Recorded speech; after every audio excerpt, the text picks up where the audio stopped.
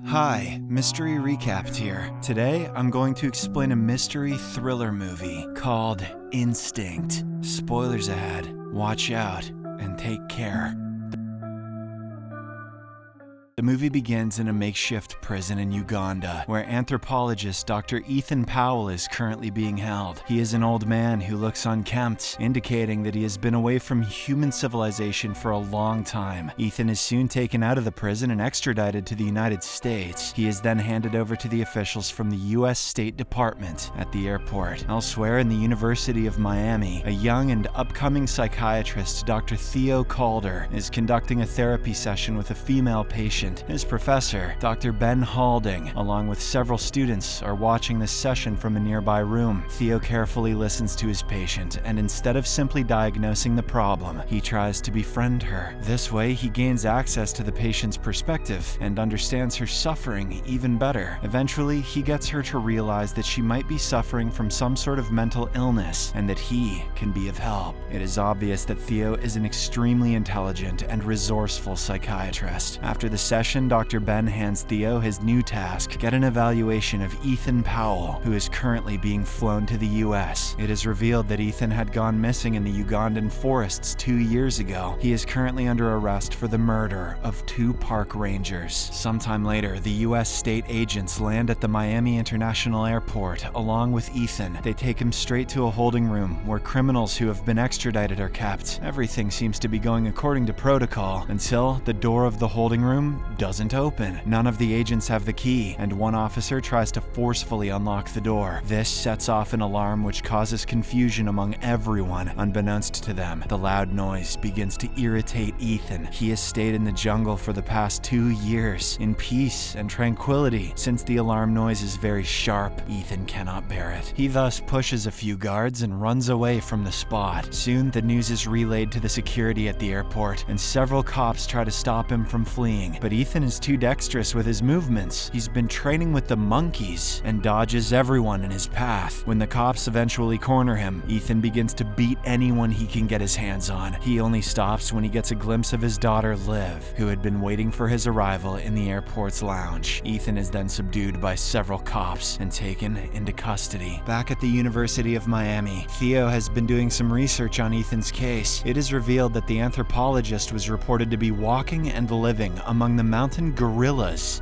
in Virunga Forest, Uganda. He was captured by the local authorities after killing 2 park rangers and put into an African prison for a year. Ever since that incident, Ethan hasn't uttered a word to anyone. The US authorities have given Ethan a 30-day evaluation period before he is presented in court. Hence, Theo convinces his senior to get him the jurisdiction of that evaluation period. On the other hand, Ethan is now being kept at Harmony Bay Correctional Facility, where several mentally challenged criminals are awaiting their psychological examinations. The facility has a weird system where the prisoners are given a card each day. The person who gets the ace of diamonds is allowed to spend 30 minutes in the fresh air. However, a big, muscular prisoner named Trey bullies whoever has got the card and snatches the fresh air time for himself. The following day, Theo arrives at Harmony Bay and is informed about his duties. Turns out he has been given the full jurisdiction of Ethan's 30-day evaluation period under one condition. Theo will have to work as a temporary staff in the prison's psychiatric department. He begrudgingly agrees to the conditions and sets up a meeting with Ethan. Shortly afterwards, Theo has his first session with the anthropologist in an empty storage room. There are 2 guards present there who give Theo the rules to be followed during the process. He cannot give or take any unauthorized object from the prisoner and is not allowed to come too close either. Shortly after, Theo takes out his bag so that the guards can see the things he will use during the session. He then starts a tape recorder before handing over a paper and pencil to Ethan. Initially, the interview goes smoothly as Theo uses all his charm and intelligence to form a connection with his patient. He tells Ethan that he can stay silent all he wants during the rest of the day, but when they are sitting down for these sessions, it is an opportunity to pour out his feelings. Theo then slides over the pencil and paper towards his patient before asking a few introductory questions. This is when things begin to go go bad as the prison guards, due to the nature of their job, become more and more concerned. When Ethan reaches across the table to give back the pencil, the guards see this as a dangerous act. They quickly jump on Ethan and subdue him with ferocious intensity. This act enrages Theo, so he chastises the guards and terminates the first session immediately. Later, Theo gets to know that the psychiatric patients at Harmony Bay are injected with an extremely high quantity of meds. He complains to the warden about this rough treatment and asks for the dosages to be brought down. However, the warden doesn't take him seriously and brushes off his requests. After a while, the prison's chief guard distributes the cards to all patients, and Ethan gets the ace of diamonds. In his excitement, Ethan says,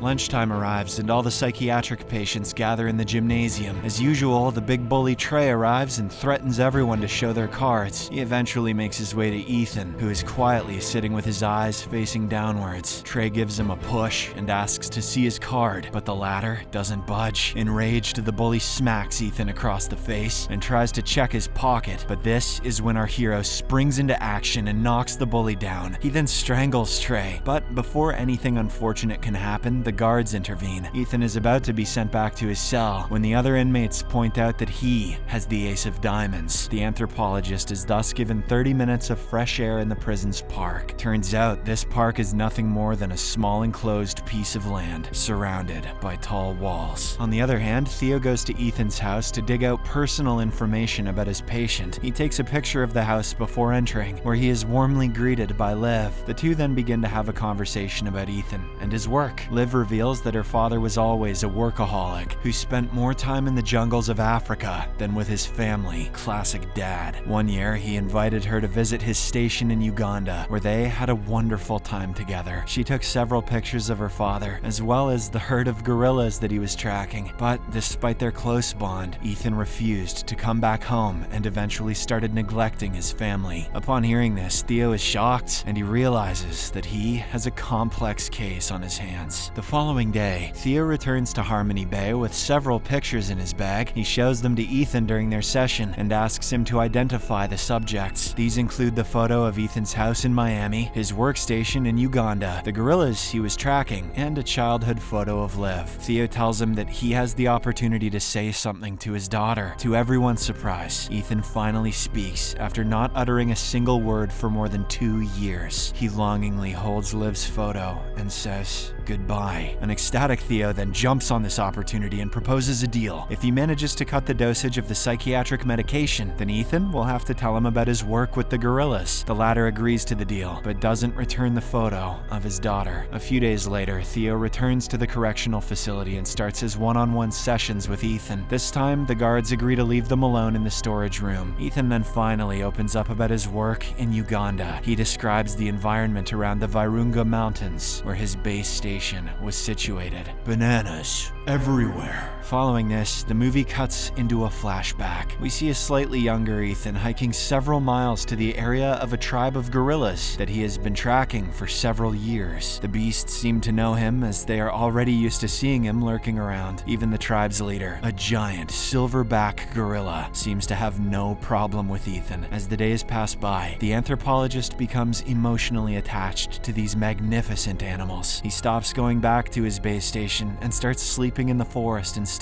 The tribe also seems to accept him, and the leader begins looking after Ethan like he's one of their own. After this recounting of his initial work in Uganda, Ethan abruptly calls for the session to end. Theo allows him to leave and heads to the gymnasium where all the psychiatric patients are gathered. There, he sees mismanagement in the prison, the fights, the lack of staff, and prisoners getting hurt. Theo is so spooked by this that he runs away from the gymnasium. A few days later, he returns for another session with Ethan, who is now off the unreasonable amounts of psychiatric meds. This brings out the anthropologist's real character, an eloquent, extremely knowledgeable, but intimidating man. He continues with his tales about the travel in Virunga, where he became a part of the mountain gorillas. They accepted him, and in return, he learned the true meaning of peace. Ethan also saw the havoc wrought by humans, as several animals in the forest were poached by illegal smugglers. As time went by, the anthropologist discarded all of his material belongings, like a small sword, binoculars, and started living just like the gorillas. Unfortunately, the conversation takes a turn for the worse as Theo changes the subject. He asks why Ethan left his family and adopted the gorillas as his own kin. This question offends Ethan so much that he decides to terminate the whole session. He asks the psychiatrist to leave, but the latter insists on getting an answer for the question. Theo even reminds Ethan that he is in charge here, and he controls when the sessions end. Upon hearing this, our hero grabs Theo and pushes him against the table with surprising ferocity. The latter tries to free himself, but the old man seems to be extremely strong, even at that age. Ethan places duct tape on Theo's mouth, surprisingly, not gorilla tape, and doesn't let him speak. He then says how this whole concept of control is simply an illusion. If Theo was really in control, he should have been able to leave the storage room whenever he wanted, but he is now at the mercy of another man. After saying this, he eventually lets the psychiatrist go and removes the tape from his mouth. The encounter leaves Theo greatly stunned, and he wonders how Ethan has such an impeccable perspective on the idea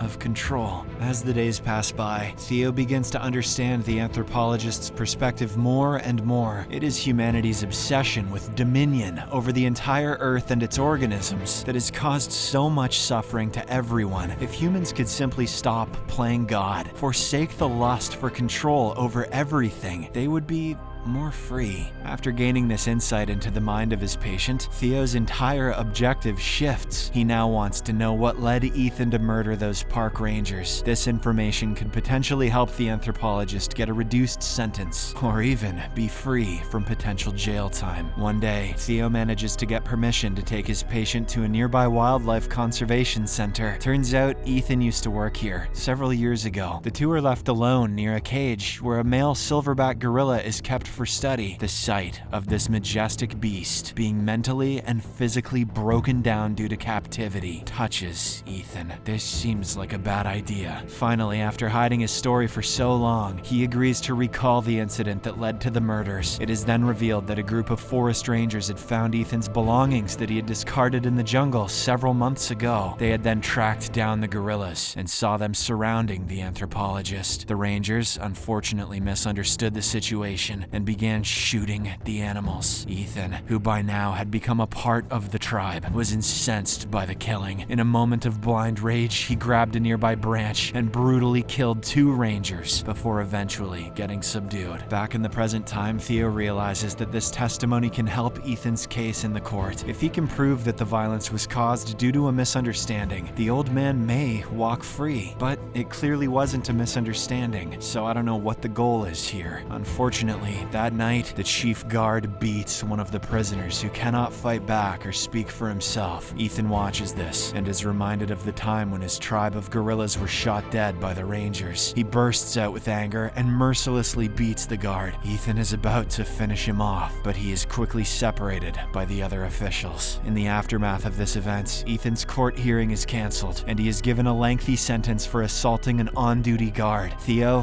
who had grown extremely close to the anthropologist, later gets this news and is devastated. He realizes that Ethan will never talk to humans once more and will spend the rest of his life in prison. The following day, Theo comes to the prison for a last-ditch effort. He wants Ethan to talk and put his side of the story in the court. However, the anthropologist has gone back to being the expressionless and mute personality. Theo gives up and thanks Ethan for teaching him how not to be controlled by one's own ambitions. He then breaks down in tears and gives a final farewell to his friend. Unbeknownst to him, Ethan doesn't plan on being captive in this prison. He has actually managed to steal a pen from Theo. In the next few weeks, Ethan begins to dig out the cemented area around the locks of the gymnasium's window. One day, while the guards are busy separating 2 quarreling inmates, he escapes through the broken window. The movie comes to an end as he can be seen walking in the forests of Virunga several days later. How did he get on a plane? Subscribe for more videos like this, turn on notifications, and leave a like to help the channel out. Thank you for watching.